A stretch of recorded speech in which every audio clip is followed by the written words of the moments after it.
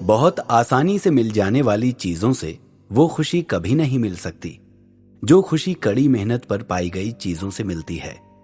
और जान की बाजी लगाकर मिला इनाम तो अनमोल होता है, और इसके साथ ही हिम्मत और आत्मविश्वास भी मिलता है। अधीश ने इस साहस यात्रा में अपनी जान पर खेलकर अपने साथियों की जान बचाई थी।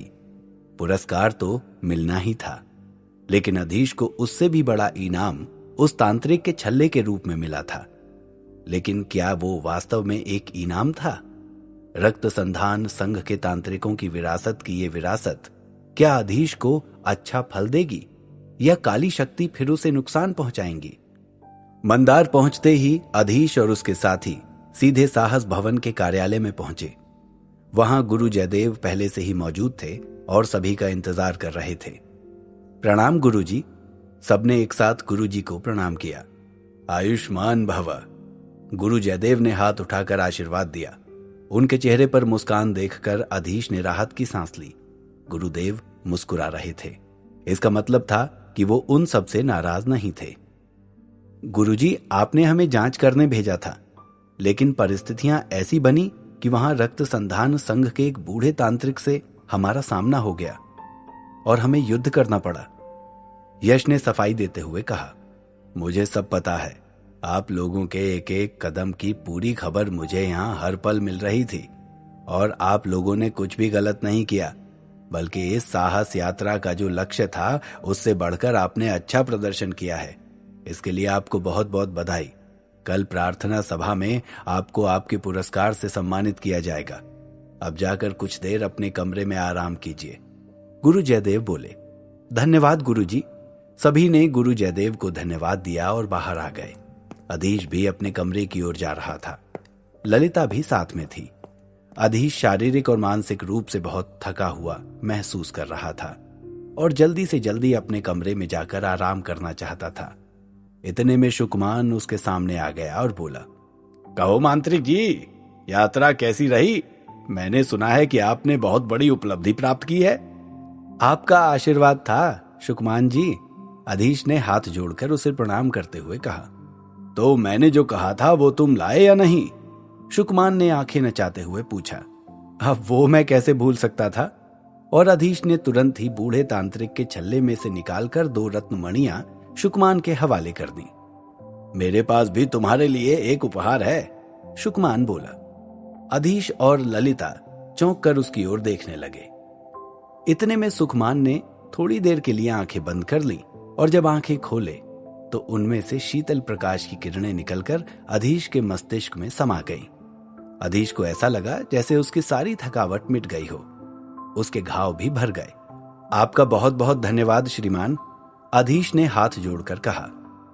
अच्छा बस करो, अब जाओ अपने कमरे में आराम करो और मुझे इस सुंदर मणि को देखने दो, शुकमान बोला। अधीश अपने कमरे में आया और थोड़ी देर आराम करने के बाद फिर बूढ़े तांत्रिक का छल्ला देखने लगा। उसके भीतर जाकर वो कुछ खोज रहा था। उस छल्ले में बहुत सा सामान था। काफी देर के बाद बाघ की खाल में लिपटे हुए कुछ कागज अधीश को मिले। वाह, यही तो मैं इतनी देर से ढूंढ रहा था। अधीश के चेहरे पर चमक आ गई। इन कागजों में बहुत सी जानकारी थी और बहुत सी औषधियों को बनाने की विधियां भी थीं। अधीश ने जल्दी जल्दी उन कागजों को उलट पलट कर देखा, लेकिन उन्हें सदियों को बनाने में जो सामग्री उपयोग में आती थी, उन जड़ी बूटियों को अधीश नहीं पहचानता था। अब मुझे अपनी औषधियों की कक्षा में ध्यान लगाना पड़ेगा, उसने खुद से कहा। अगले दिन प्रार्थना सभा में खुद कुलपति ने इस अभियान दल के सभी सदस्यों की प्रशंसा की, विशेष रूप से अधीश की, और उन्हें जिसमें 50 अंक और एक प्रथम श्रेणी का ज्वाला मंत्र पुरस्कार में दिया। बाकी सब अपने मंत्र के अभ्यास में लग गए, लेकिन अधीश को अभी अभ्यास करने की फुर्सत नहीं थी।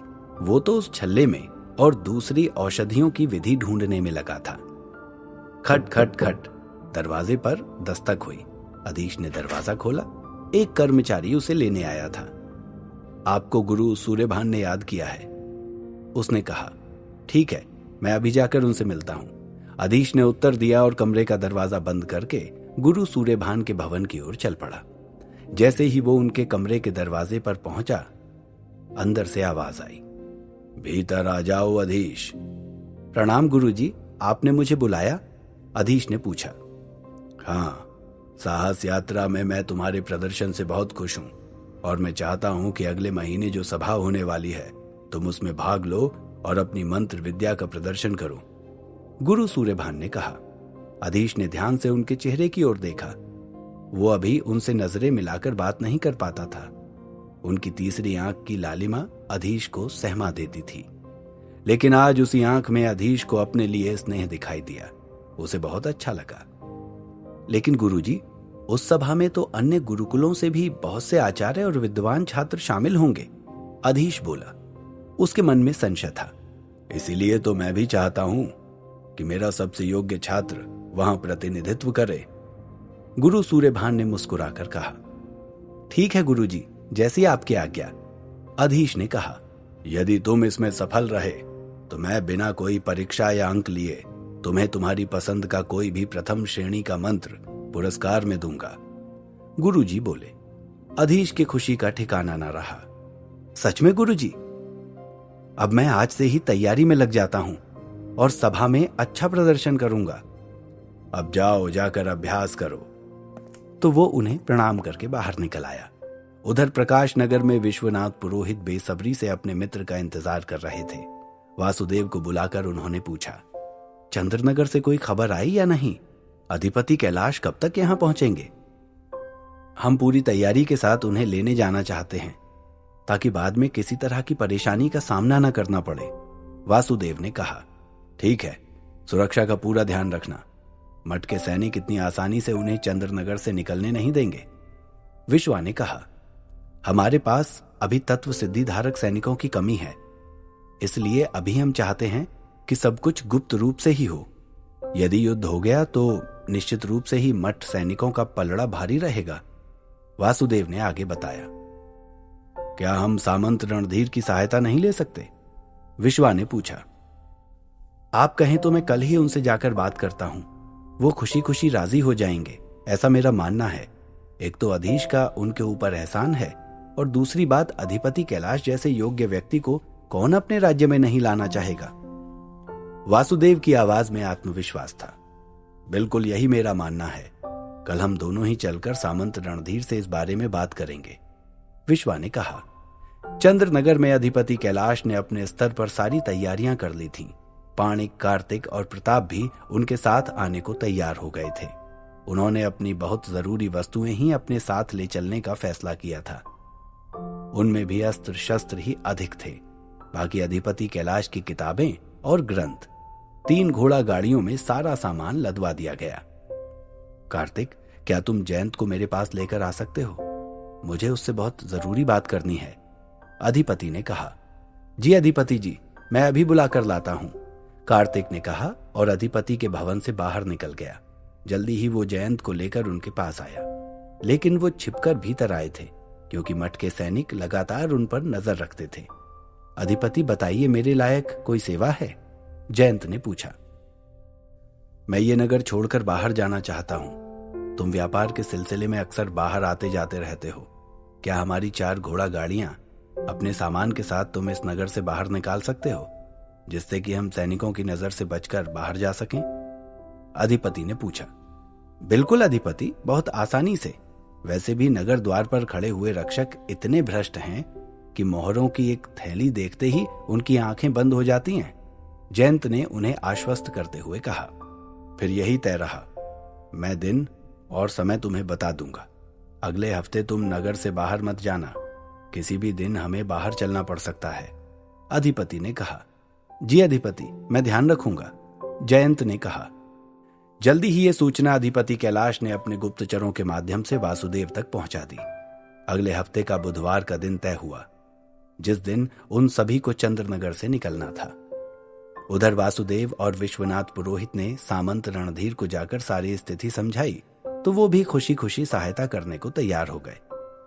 मैंने अधीश को यहां से जाते वक्त वचन दिया था कि मैं उसके परिवार की रक्षा करूंगा और जरूरत पड़ने पर सहायता करूंगा।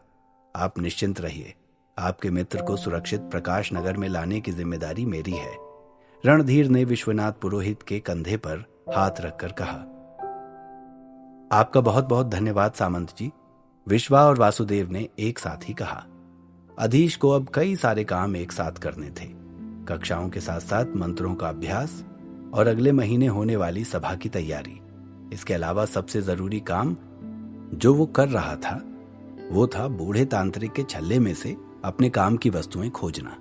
उसे औषधि तो मिल चुकी थी जिससे मस्तिष्क की क्षमता कई गुना बढ़ाई जा सकती थी, लेकिन वो जड़ी बूटियां नहीं पहचानता था। आखिर उसने जड़ी बूटियों के शिक्षक गुरु पारस देव के पास जाने का फैसला किया। गुरु पारस देव अलग से कोई कक्षा नहीं लेते थे।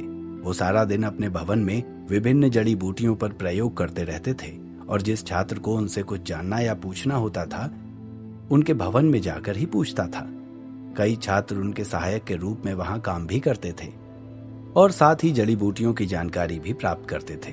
उनके भवन में जाकर अधीश ने उन्हें प्रणाम किया और कहा, प्रणाम गुरुजी, मेरा नाम अधीश है। मुझे आपसे कुछ जड़ी बूटियों के विषय में जानकारी चाहिए। पारस देव ने अधीश को ऊपर से नीचे तक देखा। तुम्हें कौन नहीं जानता, अच्छा बताओ क्या काम था? पारस देव ने कहा, वे हमेशा ही जल्दी में रहते थे। अधीश को लगा कि शायद उसने उनके काम में व्यवधान डाल दिया है।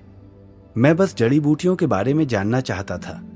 मुझे एक औषधि बनानी है, उसने कहा। कौन सी औषधि, क्या मैं जान सकता हूं? ऐसे ही कोई छात्र यहां पर अपने मन से कोई औषधि नहीं बना सकता। इसके लिए पहले मेरी आज्ञा लेनी होती है, पारस देव ने कड़क कर कहा। तो अधीश थोड़ा घबरा गया।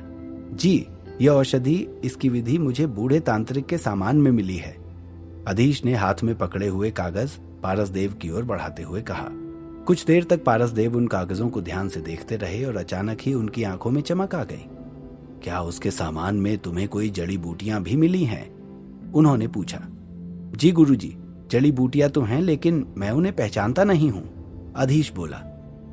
कल से दोपहर में रोज 1 घंटे के लिए मेरे पास आ जाना। मैं तुम्हें जड़ी बूटियां पहचानना सिखा दूंगा, गुरु पारस देव ने कहा। धन्यवाद गुरुजी, मैं कल से ही आपके पास सीखने आ जाऊंगा। अब चलता हूं, प्रणाम। अधीश ने उन्हें प्रणाम किया और वापस अपने कमरे में आ गया। 3-4 दिन के अभ्यास से ही अधीश काफी सारी जड़ी बूटियां पहचानने लगा था।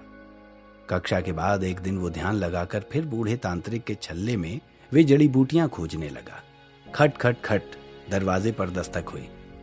इस समय कौन होगा, उसने सोचा, लेकिन दस्तक जारी रही तो उसे छल्ले में से बाहर आकर उसे दरवाजा खोलना पड़ा।